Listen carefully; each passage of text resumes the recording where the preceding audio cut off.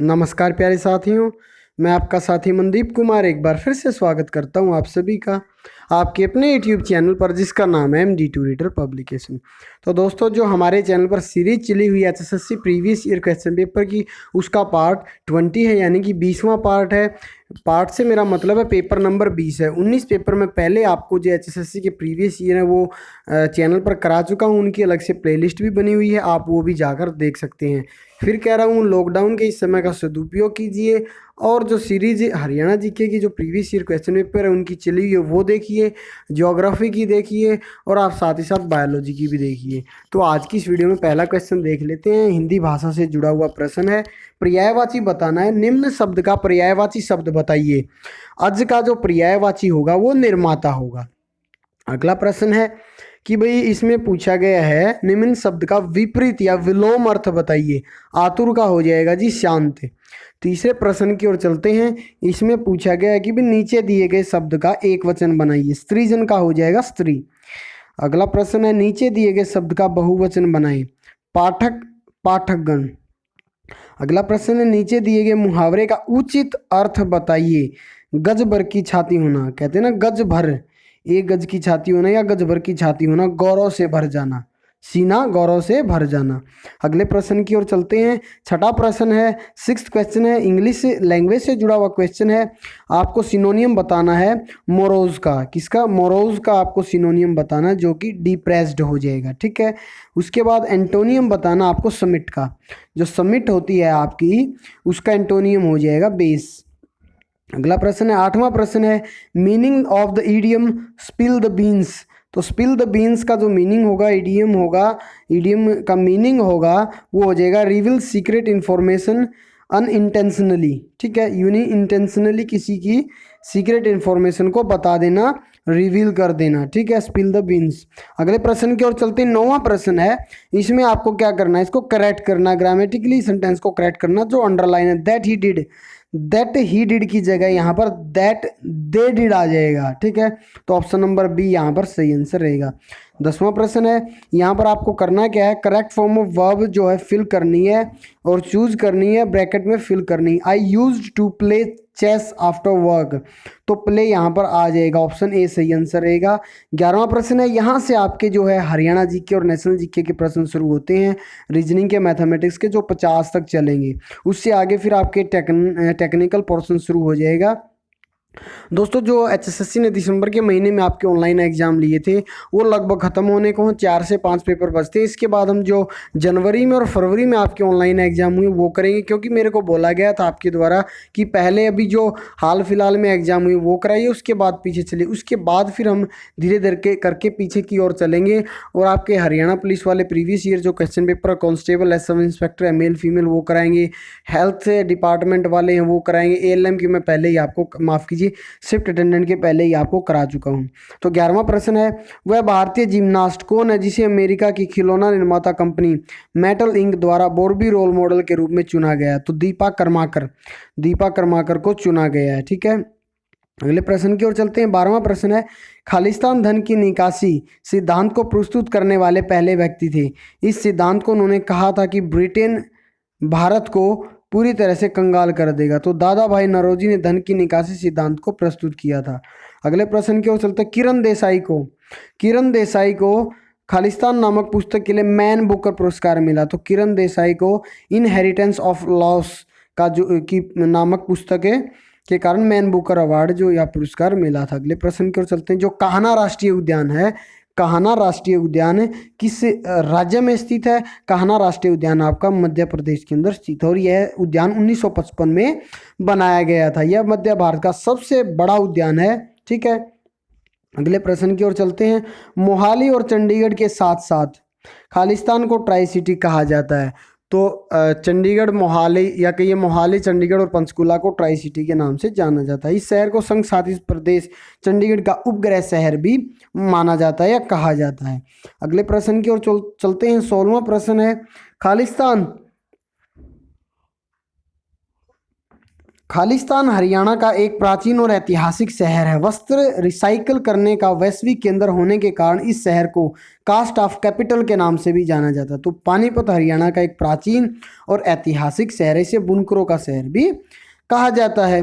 अगले प्रश्न की ओर चलते हैं। 17वां प्रश्न है, पांडु पिंडारा एक प्राचीन धार्मिक गांव है। यहाँ पर मेला लगता है, पांडु पिंडारा जींद के अंदर लगता है। इसका नाम महाभारत से मिला है क्योंकि यहाँ पर पांडवों ने अपने पितरों का जो पिंडदान या पूर्वजों का पिंडदान किया था। महाकाव्य के अनुसार यह वह जगह है जहाँ पांडवों ने अपने पूर्वजों का पिंडदान किया था। यह कार्य हरियाणा के, यह जो गांव है हरियाणा के जींद जिले में स्थित है, पांडु पिंडारा। अगले प्रश्न की ओर चलते हैं। जयपुर में केंद्रीय राष्ट्रीय आयुर्वेद संस्थान NIA, जिसे आप कह सकते हैं national institute of Ayurveda, Haryana के खालिस्तान में ऐसे ही एक संस्थान की स्थापना करने के लिए मदद करेगा। पंचकूला में, मोरने की पहाड़ियों में ये दोस्तों खुलेगा। अगले प्रश्न की ओर चलते हैं। 19वां प्रश्न है, ग्रीन पीस की एक रिपोर्ट के अनुसार 2018 में दुनिया की सबसे प्रदूषित राजधानी या शहर कौन सा है? वो दिल्ली है जी, 2018 के अनुसार। अगले प्रश्न की ओर चलते हैं। 20वां प्रश्न है, स्वच्छ सर्वेक्षण 2019 के परिणामों के अनुसार खालिस्तान हरियाणा में सबसे स्वच्छ शहर और उत्तर भारत का दूसरा सबसे स्वच्छ शहर है तो करनाल, जिसे आप CM सिटी भी कह सकते हैं क्योंकि माननीय मुख्यमंत्री मनोहर लाल खट्टर यहीं से चुनाव जीते हैं। अगले प्रश्न की ओर चलते हैं। हरियाणा के किस धार्मिक स्थल को हाल ही में केंद्रीय पेयजल और स्वच्छता मंत्रालय द्वारा तैयार की गई 30 स्वच्छ प्रतिष्ठित स्थानों की सूची में शामिल किया गया है? ब्रह्म सरोवर इसका सही आंसर रहेगा। अगले प्रश्न की ओर चलते हैं। 22वां प्रश्न है, जनवरी 2019 में खेलो इंडिया यूथ गेम्स के दूसरे संस्करण में हरियाणा का कौन सा स्थान रहा?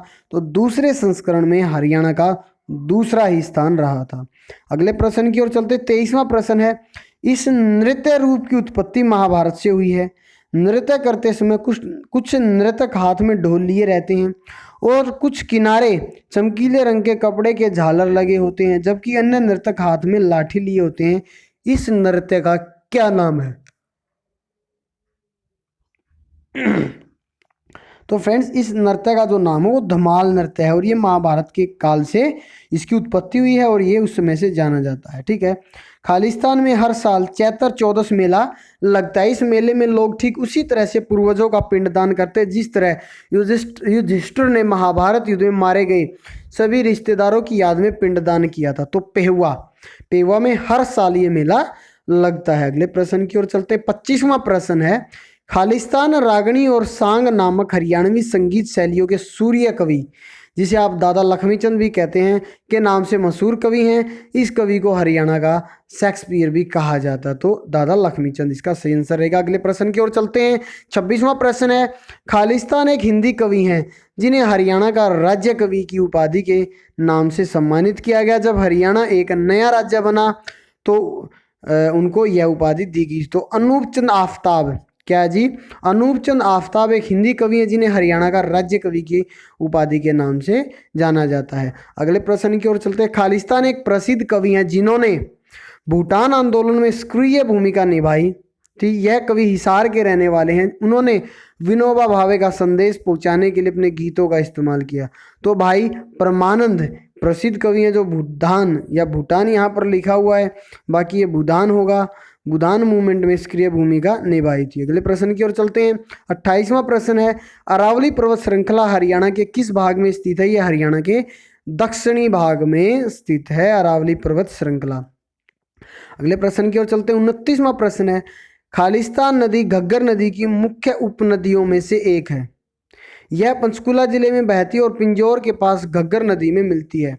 तो कौशल्या नदी जो है घग्गर नदी की मुख्य उपनदियों में से एक है। यह नदी पंचकुला जिले में बहती है, पिंजौर के पास घग्गर नदी में मिलती है। अगले प्रश्न की ओर चलते हैं। खालिस्तान और खालिस्तान सोनीपत जिले में उगाई जाने वाली प्रमुख फसलें हैं। इस जिले की मिट्टी बलुई लेकिन उपजाऊ है। गेहूं और धान सोनीपत जिले में उगाई जाने वाली प्रमुख फसलें हैं। अगले प्रश्न की ओर चलते हैं।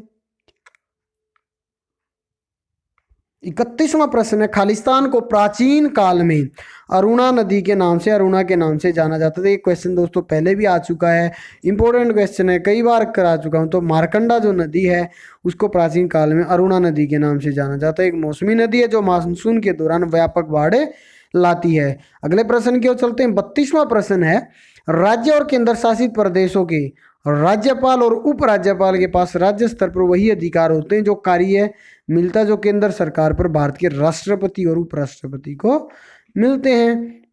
अगले प्रश्न की ओर चलते हैं। 33वां प्रश्न है, हरियाणा की वर्तमान विधानसभा हरियाणा के गठन के बाद से 13वीं विधानसभा है।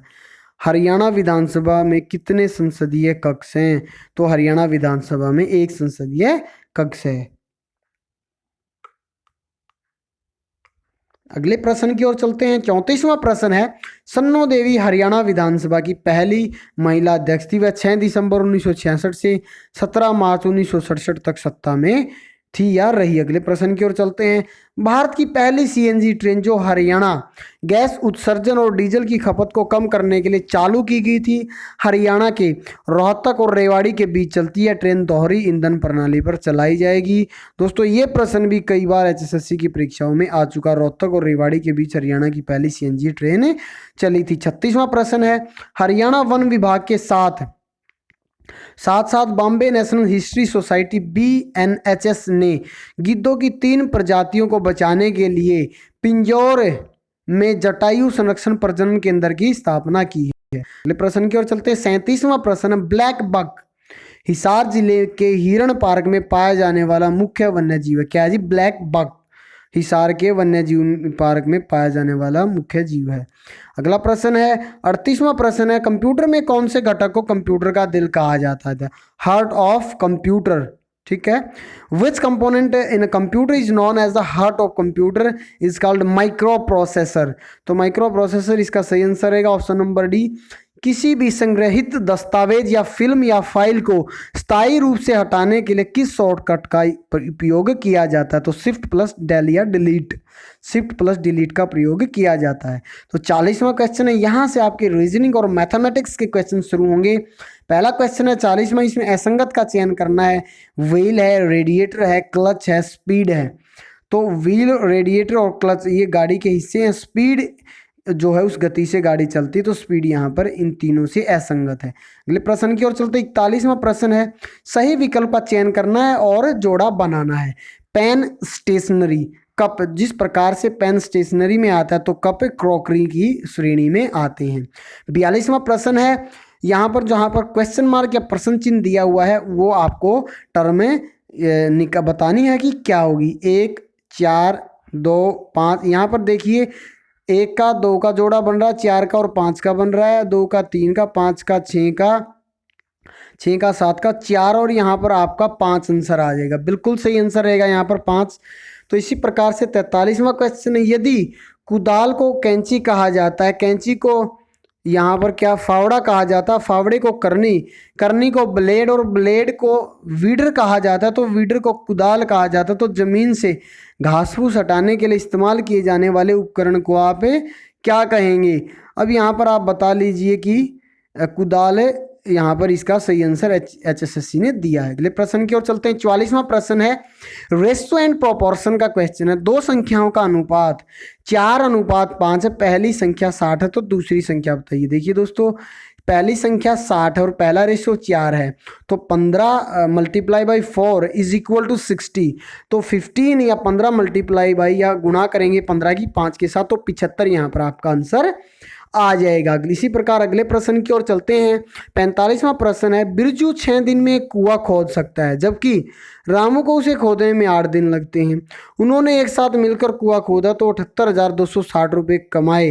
प्राप्त राशि में प्रत्येक की हिस्सेदारी क्या होगी? तो बिरजू को 33,540 रुपये मिलेंगे और रामू को 44,720 रुपये मिलेंगे, क्योंकि रामू जो है रामू ज़्यादा दिन काम करता है। अगले प्रश्न की ओर चलते हैं। अगला प्रश्न है जी 46वां प्रश्न है, एक आयताकार जमीन की लंबाई और चौड़ाई क्रमशः 50 मीटर और 30 मीटर, यदि 1 वर्ग मीटर जमीन की लागत 100 रुपये हो तो यहाँ पर दोस्तों 50 × 30, तो हो जाएगा आपका 1500 और उसके पीछे आप 2 जीरो लगा देंगे तो 1,50,000 रुपये उसकी कीमत हो जाएगी। सिंपल है। आयत का जो आप पहले एरिया निकाल लेंगे, लेंथ इंटू ब्रेथ, और 1 वर्ग मीटर पर 100 रुपये है तो जो एरिया आएगा मल्टीप्लाई बाय 100 कर देंगे। अगला प्रश्न है 47वां प्रश्न है, यदि मोहन 100 रुपये के बिक्री मूल्य पर 25% का लाभ कमाता है तो लागत मूल्य पर उसके लाभ का प्रतिशत क्या होगा? 33 सही 1/3% यहाँ पर आपका आंसर रहेगा। अगले प्रश्न की ओर चलते हैं। 48वां प्रश्न, एक पर्दे पर नए कैप्चर की जा सकने वाले चित्र को क्या कहेंगे? A image that can not be captured on a screen are called virtual image. आभासी चित्र उसे कहेंगे। एसिड नीले लिटमस को लाल में बदल देता है। क्या होता है? जो एसिड होता है वो नीले लिटमस पेपर को जो है लाल में बदल देता है। 50वां क्वेश्चन है, स्तनधारियों के मुंह की रचना में नुकीले दांत को क्या कहा जाता है? स्तनधारियों के मुंह की रचना में नुकीले दांत को कुकर कहा जाता है, कैनाइन्स इनको कहा जाता है। अब दोस्तों यहाँ से जो 51वां प्रश्न है ये आपका टेक्निकल यहाँ से शुरू होता है। तो अभी आगामी जो आपके आईटी इंस्ट्रक्टर हैं ये क्वेश्चन उनके लिए अति महत्वपूर्ण हो जाते हैं। What does the image indicate? तो कोरोसिव यहाँ पर इसको कहेंगे। अगला प्रश्न है, निम्नलिखित में से कौन सी सामग्री कक्षा बी आग के तहत आती है? प्रोपेन। निम्नलिखित में से कौन सा पीपीई पांव की सुरक्षा के लिए उपयोग किया जाता है? Safety boot. निम्नलिखित में से कौन सा निर्माण उद्योग में गिरने से सुरक्षा के लिए प्रकार नहीं है? चैन ब्रेक।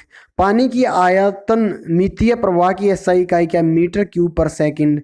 अगला प्रश्न है, न्यूमेरिकल है एक गोलाकार टैंक जिसका व्यास 50 सेंटीमीटर, उस टैंक की परिधि 157.08 सेंटीमीटर, 5 मीटर स्क्वायर के क्षेत्रफल, 1000 न्यूटन माप के लगाए गए बल द्वारा निर्मित दबाव की गणना होगी 200 पास्कल, 200 पास्कल। निम्नलिखित में से कौन सी सीवर प्रणाली अपशिष्ट जल के अंतिम निर्वहन के लिए उपयोग की जाती है?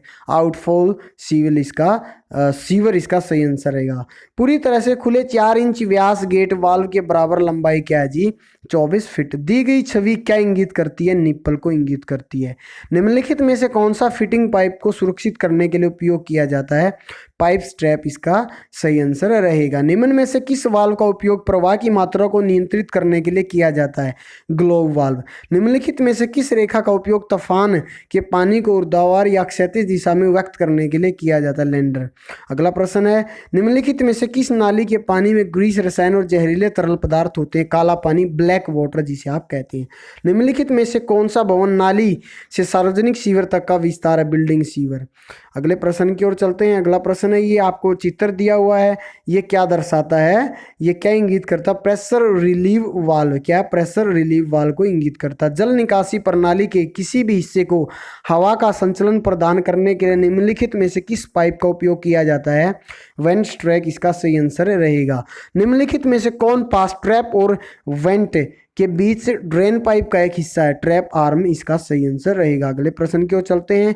ये आपको इमेज दी हुई है, ये क्या इंगित करती, क्या दर्शाती? बैटरी की फिक्सचर वेंट ये दर्शाती है।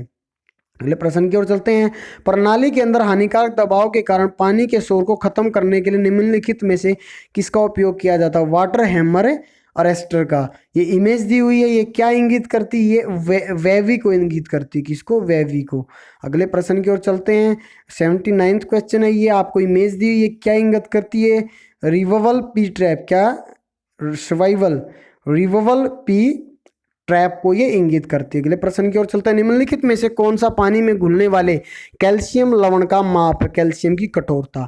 निम्नलिखित में से कौन सा ट्रैप रसोई के सिंक में उपयोग किया जाता है? ड्रम ट्रैप रसोई के सिंक में यूज किया जाता है। निम्नलिखित में से कौन सा उपकरण दीवारों से लटका दिया जाता है? लेवेटोरी।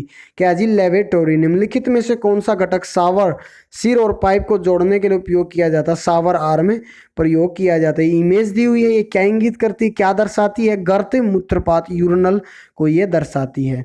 अगले प्रश्न की ओर चलते हैं। ये फिर से पिक्चर दी हुई है, ये क्या दर्शाती है आपको बतानी। ये बैक प्रेशर। क्या? बैक प्रेशर को दर्शाती है।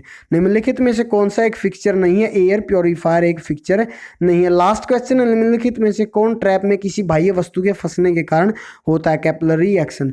तो दोस्तों ये मैंने आपको HSSC ITI इंस्ट्रक्टर का जो पेपर था वो कराया।